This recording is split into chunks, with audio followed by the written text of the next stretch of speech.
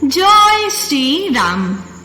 জানেন তো, একটা প্রচলিত কথা আছে যে চলো না জগ রাম কে বিনু, রাম চলত হনুমান বিনু। অর্থাৎ যার কৃপায় অন্ধরা দেখতে পায়, বধিরেরা শুনতে পায়, পঙ্গুও পাহাড় লঙ্ঘন করে, সেই রামচন্দ্রের আশীর্বাদ ছাড়া জগৎ চলে না। আর কৃপানিধান সেই রামচন্দ্রের চলে না হনুমানকে ছাড়া। আমরা সকলেই জানি যে হনুমানজির আরেক নাম হলো সংকটমোচন। তাকে ভালোবেসে সংকটমোচন হনুমান নামে ডাকা হয়। হনুমানজিকে সংকটমোচন বলা হয় কারণ আমরা জানি যে মহাবলী হনুমান প্রভু শ্রী রামচন্দ্রের জীবনের সকল সংকটকে অনায়াসে মোচন করেছিলেন। আপনারা জানেন, হনুমানজির ভক্তির অগণিত কাহিনী আমাদের ভারতবর্ষের বিভিন্ন প্রান্তে ছড়িয়ে রয়েছে। এ কথা একদম সত্য যে ভারতবর্ষের বহু জায়গায় এমন অনেক মানুষ আছে যারা এই কলিযুগেও এমন বহু বহু প্রমাণ পেয়েছে যেখানে হনুমানজি তাদের সংকট থেকে উদ্ধার করেছে। তাদের মধ্যেই একজন হলেন আমাদের আজকের গল্পের গণপত। আমরা আমাদের আজকের গল্পে শুনব যে হনুমানজি কিভাবে গণপতকে সাহায্য করে তাকে তার সংকট থেকে উদ্ধার করলো। আর শুধু তাই নয়, গণপতকে হনুমানজি এক শক্তিশালী ও দৃঢ় চেতা মনের মানুষ কিভাবে তৈরি করলেন। তাহলে চলুন শুরু করা যাক আমাদের আজকের কাহিনী। কিন্তু গল্প শোনার আগে অবশ্যই আমার চ্যানেলটি সাবস্ক্রাইব করতে হবে। তাহলে চলুন চ্যানেলটি সাবস্ক্রাইব করে আমাদের আজকের সংকটমোচন মহাবলী হনুমানের সেই প্রচলিত কাহিনীটি শুনে নেওয়া যাক। বহু সময় আগে ভারতবর্ষে এক প্রত্যন্ত গ্রামে এক হনুমান ভক্ত বাস করতেন। তার নাম ছিল গণপত। গণপত ছিলেন একজন দরিদ্র কৃষক, কিন্তু তার অন্তরে ছিল তার ভগবানের প্রতি অসীম ভক্তি ও বিশ্বাস। প্রতিদিন গণপত সকালে উঠে স্নান করে হনুমানজির কাছে প্রার্থনা করে তার পুজো করে তবেই সে দিনের সূচনা করত। গণপত বিশ্বাস করত যে তার জীবনের সকল দুঃখ, কষ্ট, সমস্যা সমস্ত কিছু সমাধান হয় কেবলমাত্র তার প্রিয় হনুমানজির কৃপায়। হনুমানজির এমন ভক্ত গণপতের জীবনেও একদিন এক ভয়ঙ্কর দুর্যোগ নেমে আসে। তার গ্রামে প্রচণ্ড ঝড় বৃষ্টি শুরু হয়। ফলে গণপতের ও তার গ্রামের অনেক কৃষকের চাষের জমির সম্পূর্ণ ফসল নষ্ট হয়ে যায়। এদিকে গণপতির কাছে রোজগারের আর কোনো উপায় ছিল না। সে মহাজনের কাছে ঋণ নিয়ে তারপর চাষ করেছিল। ফসল তুলে সে ঋণ শোধ দিত, কিন্তু ফসল নষ্ট হয়ে যাওয়ায় টাকা শোধ দেওয়ার সকল উপায় বন্ধ হয়ে গেল। ফলে গণপত ঋণের জ্বালায় জর্জরিত হয়ে পড়ল। গণপতির পরিবারও অনাহারে দিন কাটাতে শুরু করলো। হনুমান ভক্ত গণপত একেবারে দুঃখিত ও হতাশ হয়ে পড়ল। এই ভীষণ কঠিন অবস্থায় গণপত বুঝতেই পারল না যে সে কিভাবে এই বিপদ থেকে মুক্তি পাবে। কিছু বুঝতে না পেরে, চারিদিকে কোনো কুলকিনারা খুঁজে না পেয়ে গণপত তার প্রিয় ভগবান হনুমানজির কাছে প্রার্থনা শুরু করল। গণপতের মনে দৃঢ় বিশ্বাস ছিল যে তার প্রিয় হনুমানজি তার সমস্যা ঠিক সমাধান করে দেবেন, কিন্তু কেমন করে করবে তিনি তা বুঝতে পারছিলেন না। এমনই একদিন হতাশ হয়ে গণপত তার গ্রামের হনুমান মন্দিরে গিয়ে ভগবান হনুমানের কাছে কাঁদছিল। হঠাৎ গণপত দেখল গেরুয়া বস্ত্র পরে এক বৃদ্ধ সাধু তার দিকে এগিয়ে আসছে। বৃদ্ধের হাতে একটি লাঠি, মুখে মৃদু মৃদু হাসি। গণপতের এক মুহূর্তের জন্য যেন মনে হলো যে তার জীবনের সকল দুঃখ কষ্ট কোথায় যেন হারিয়ে গেল। সেই বৃদ্ধ সাধু গণপতের কাছে এসে বলল, জয় শ্রী রাম। বেটা, তুমি এত দুঃখী কেন? আমি ভিন দেশ থেকে তোমার গ্রামে এসেছি। তুমি হয়তো আমাকে লক্ষ্য করনি, কিন্তু আমি বেশ কিছুদিন যাবৎ তোমাকে রোজ এখানে বসে কাঁদতে দেখছি। বেটা, তোমার কি হয়েছে? ধরোই না যে তোমার দুঃখের কথা শুনে তোমার হনুমানজি আমাকে পাঠিয়েছে।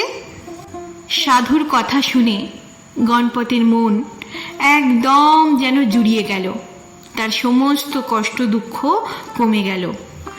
গণপত তার মনের সমস্ত কথা সাধু বাবাকে খুলে বলল। তখন বৃদ্ধ সাধু বাবা গণপতকে বলল, বেটা, যেমন বীজ থেকে একটি সম্পূর্ণ গাছ হতে সময় লাগে, ঠিক তেমনি সমস্যা, বিপদ, দুঃখ এসব কাটতেও সময় লাগে। কিন্তু আমাকে ভেবে বলো তো, পৃথিবীতে কারো এমন কখনো হয়েছে যে তার বিপদ কাটেইনি, সমস্যা কোনো দিন দূর হয়নি? মনে রেখো, খারাপ সময় কারো কখনো চিরকাল থাকে না, প্রত্যেকের খারাপ সময় কেটে যায়। তুমি তোমার ভগবানের প্রতি ভরসা রাখো, দেখবে খুব শীঘ্রই তুমিও তোমার দুঃখ, বিপদ, কষ্টের দিন কাটিয়ে উঠবে। তবে তুমি এই যে মনে মনে অস্থির হয়ে পড়েছ, তার এক সমাধান আমার কাছে আছে। যদি তুমি শুনতে চাও তবে আমি তোমায় বলতে পারি। তখন গণপত বলল, বলুন না সাধু বাবা, আমি নিশ্চয়ই শুনব। আমি আপনার কথা মতো সমস্ত কিছু করতে প্রস্তুত, আপনি যা বলবেন আমি করব। তখন সাধু বাবা বলল, তাহলে শোনো, আগামী 7 দিন তোমাকে তোমার সংকট মোচন হনুমানের বিশেষ উপাসনা করতে হবে। প্রতিদিন সকালে উঠে প্রথমে রাম নাম জপ করবে, তারপর প্রতিদিন একবার করে হলেও হনুমান চল্লিশা পাঠ করবে। মনকে শান্ত করার জন্য প্রতিদিন 108 বার শ্রী হনুমতে নমঃ এই মন্ত্র জপ করবে। প্রতিদিন ভগবানের কাছে প্রার্থনা করবে যে তোমার এই সংকট যেন খুব শীঘ্রই কেটে যায়। গণপত সাধু বাবার কথা শুনে খুশি মনে সাধু বাবাকে প্রণাম করে নিজের বাড়িতে ফিরে গেল। আর তারপর থেকে প্রতিদিন সকালে উঠে সাধু বাবা যেমন বলে গিয়েছিল ঠিক তেমনি করতে লাগলো গণপত। প্রথমে রাম নাম জপ করে তারপর শ্রী হনুমতে নমঃ মন্ত্র 108 বার জপ করতে লাগলো এবং দিনে একবার অন্তত হনুমান চল্লিশা পাঠ করে হনুমানজির কাছে বলতো, হে সংকট মোচন হনুমান, আমার জীবনের এই সংকট থেকে আমাকে উদ্ধার করো। গণপত তার এই সাধনা অত্যন্ত নিষ্ঠার সাথে পালন করতে লাগলো, কারণ তার মনে দৃঢ় বিশ্বাস ছিল যে হনুমানজি অবশ্যই তার এই দুঃখ দূর করবেন। গণপতের প্রতিদিনের এই উপাসনা গণপতের জীবনে এক ধরনের আধ্যাত্মিক বিশ্বাস ও শান্তি নিয়ে এলো। তার জীবন আগের থেকেও অনেক বেশি সুন্দর হয়ে উঠল। দেখতে দেখতে 7ম দিন এসে গেল। গণপত তার উপাসনার শেষ দিনটিও যথাযথভাবে পালন করে তার উপাসনা শেষ করল। গণপত তার মনের মধ্যে প্রচণ্ড আশা এবং বিশ্বাস নিয়ে প্রতিদিন হনুমানজির সামনে প্রার্থনা করত। গণপত যখন প্রার্থনা শেষে মন্দির থেকে বাড়ি ফিরছিল, তখন সে আশ্চর্য হয়ে দেখল যে তার চাষের জমিতে ছোট ছোট ফসল নতুনভাবে গজিয়ে উঠেছে।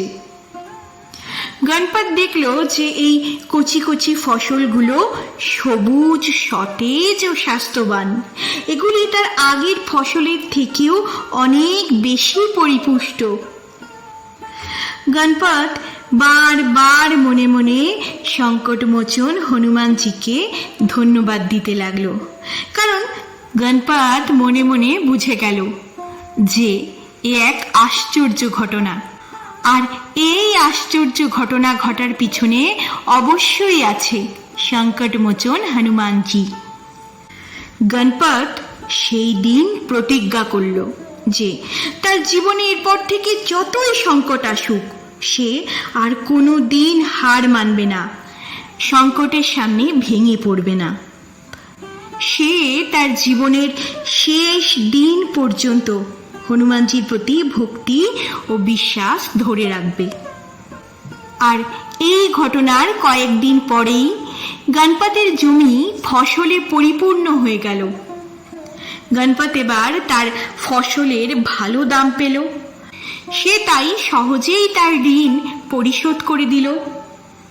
তার পরিবারে এবার সচ্ছলতা ফিরে এলো। আর এরপর থেকে গণপত প্রতিদিন রাম নাম জপ করে, প্রতিদিন হনুমানজির নাম জপ করে এবং দিনে একবার করে হলেও হনুমান চল্লিশা পাঠ করে। এবং প্রত্যেক দিন সে দিনের শেষে একবার করে হলেও হনুমান মন্দিরে গিয়ে তার প্রিয় হনুমানজিকে তার সারা দিন কেমনভাবে কাটলো তার সেই মনের কথা জানিয়ে আসে। এইভাবে কিছুদিন কাটার পর একদিন সন্ধেবেলা গণপত হনুমান মন্দিরে বসে বসে সেই সাধু বাবার কথাই ভাবছিল। হঠাৎ সে দেখল যে তার সামনে জয় শ্রীরাম বলে সেই সাধু বাবা উপস্থিত হলো। গণপত তাকে প্রণাম করলে তিনি গণপতের মাথায় হাত দিয়ে তাকে আশীর্বাদ করে বললেন, বেটা, ভক্তির পথেই মুক্তি। জানবি, ভক্তির পথেই সকল সমস্যার সমাধান পাওয়া যায়। তুই প্রতিদিন যেভাবে ভক্তি করছিস সেইভাবে জীবন ভোর করে যা। মনে রাখিস, তোর ভগবান সব সময় তোর সাথে আছে তোকে রক্ষা করার জন্য। এই বলে সাধু বাবা ধীরে ধীরে অদৃশ্য হয়ে গেল। গণপত এদিক ওদিক তাকে অনেকবার খুঁজল, কিন্তু কোথাও খুঁজে পেল না।